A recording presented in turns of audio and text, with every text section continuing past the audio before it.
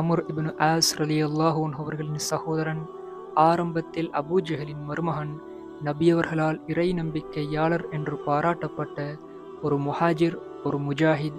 அந்த சஹாபி யார் என்று உங்களுக்கு தெரியுமா? அவருடைய பேருதான் ஹிஷாம் இப்னு அல் ஆஸ் ரலியல்லாஹு அன்ஹு.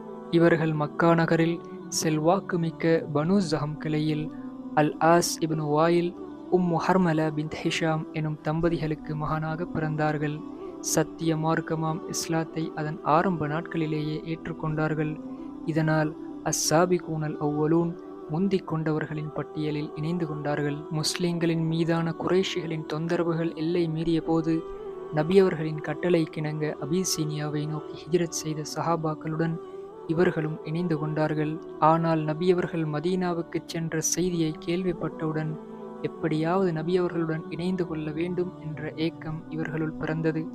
அதனால் மீண்டும் மக்காவை நோக்கி திரும்பிய போது இவரது தந்தையாலும் உறவினர்களாலும் சிறை பிடிக்கப்பட்டார்கள். பல வருடங்கள் மதீனா செல்ல முடியாமல் கைதியாகவே மக்காவில் இருக்க வேண்டியிருந்தது.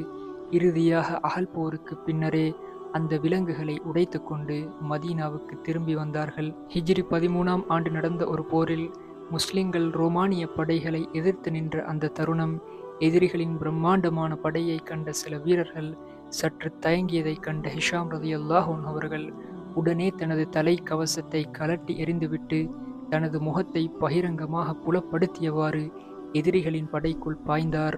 வானம் அதிரும் வரை சப்தமிட்டார். முஸ்லிம்களே, என்னிடம் வாருங்கள், நான் தான் ஹிஷாம் இப்னு அல் ஆஸ், நீங்கள் சொர்க்கத்தை விட்டா ஓடுகிறீர்கள் என்று முழங்கியவாறு ரோமானிய படைகளை சிதறடித்தார். யுத்தத்தின் ஒரு குறுகிய பாதையை மறித்து நின்ற ரோமானியர்களை வெட்டி வீழ்த்தி முன்னேறிய போது அங்கே ஷஹீதாக்கப்பட்டார். அவரது உடல் அந்த பாதையை மறித்து கிடந்தது. பின்னே வந்த முஸ்லிம் குதிரைப்படை ஒரு சிறந்த சஹாபியின் உடலை மிதிக்க அஞ்சி நின்றது. அப்போது இவருடைய சகோதரர் அம்ர் இப்னு ஆஸ் ரலியல்லாஹு அன்ஹு அவர்கள் கூறினார்கள், மக்களே, அல்லாஹ் அவருக்கு ஷஹாதத்தை வழங்கி அவரது ஆன்மாவை உயர்த்திவிட்டான். இது வெறும் ஜடம்தான், இதன் மீது ஏறிச் சென்று வெற்றி பெறுங்கள் என்று முஸ்லிம் படைகள் அந்த தியாகத்தின் மீது ஏறிச் சென்று வெற்றியை எய்தின. யுத்தம் முடிந்ததும் தம்பியின் உடலின் சிதறிய பாகங்களை ஒன்றிணைத்து ஒரு தோல் பையில் இட்டு கண்ணீரோடு அடக்கம் செய்தார் அம்ர் ரலியல்லாஹு அன்ஹு அவர்கள்.